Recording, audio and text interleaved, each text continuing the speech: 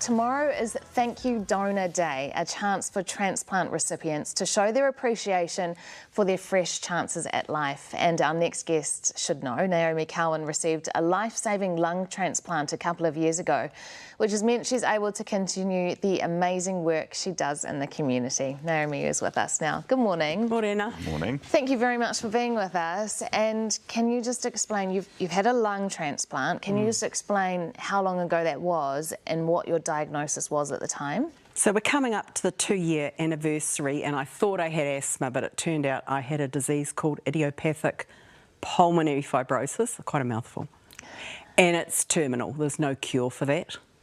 Right, and so how long after your diagnosis, or how long was it between finding out you had this terminal disease and being able to get a transplant?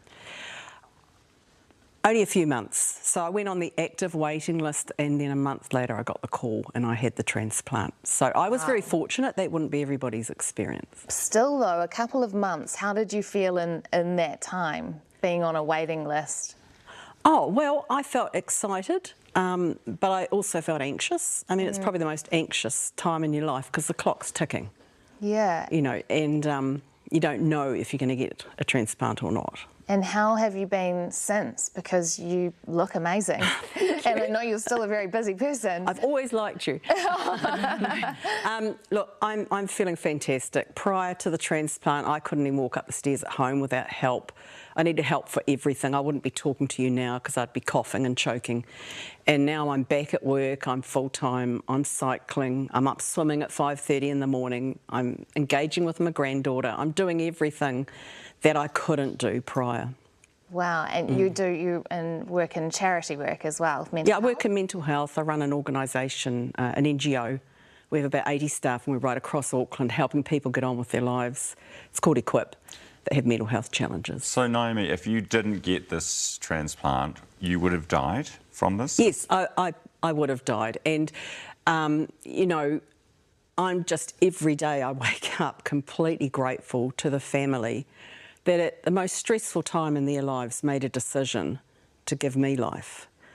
And, you know, you think because it says on your driver's licence that you're a donor, that will automatically happen if the unthinkable happens, but it's not true. You need to be having conversations with your family about your wishes because they're in an awful position at that time. But if they make a decision to donate, they can transform up to 10 people's lives with one deceased donor. Because I was going to ask, and I will ask, you know, what would you say to anyone that is thinking about being a donor out there? But equally, given that, what would you say to any families of donors out there? Well, if you're thinking of being a donor, you know, something, to be really honest, something good can come from your death. You can give a gift to at least 10 other people. I mean, that's pretty phenomenal, isn't it? That's a legacy.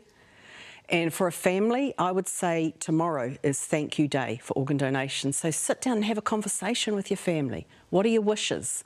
What would you want us to do if you're in that situation? So everybody's clear and you don't have to start thinking about that in a time of high stress and grief. Do you know what the situation is like in terms of the availability of donors at the moment? I imagine in your case, as you say, you were lucky it was a couple of months, but I imagine there are some people who will have to wait a lot longer for whatever organ they're needing. I'm in an online support group and there's a lot of people waiting. So I think it's a tricky thing. I'm not the expert on this, but it's a tricky thing about matching, getting the right donor, the right blood type, all that sort of thing. And so I think there's always a need for donors, always, always, always. Because that must be a hard time, I imagine, that time, although it was short for you, between being diagnosed and knowing that without a new lung you will die.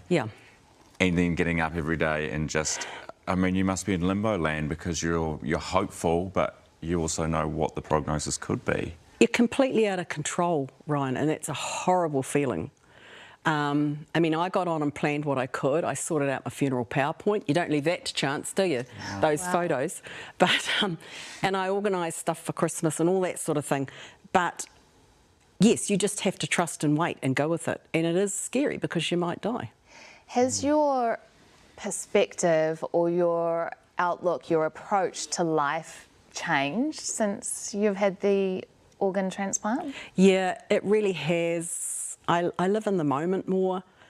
I engage with people more. I appreciate people more. I'm grateful. But I also think, well, I've been given this extra gift, so I'm going to make it count. And so I'm back involved in the community doing what I can to make a difference. Because, yeah, someone's given me this enormous gift and I treasure it.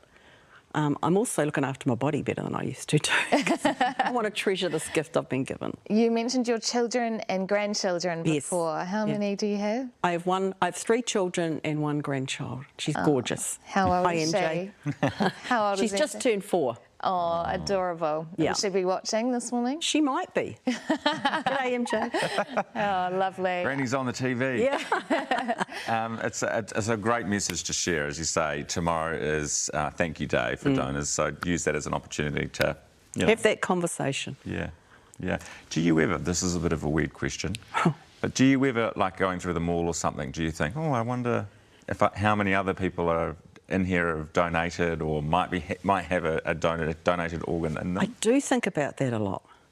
But mainly I just think, I keep telling my body, we're welcoming this organ, aren't we? We're welcoming it. Because rejection's a thing that sits there the whole time. Yeah. Right. So I do sort of think about that, yeah. Yeah, fascinating. Good on you. And thank you for the work you're doing in the community too, Naomi. Oh, thank you. Lung transplant recipient Naomi Cowan.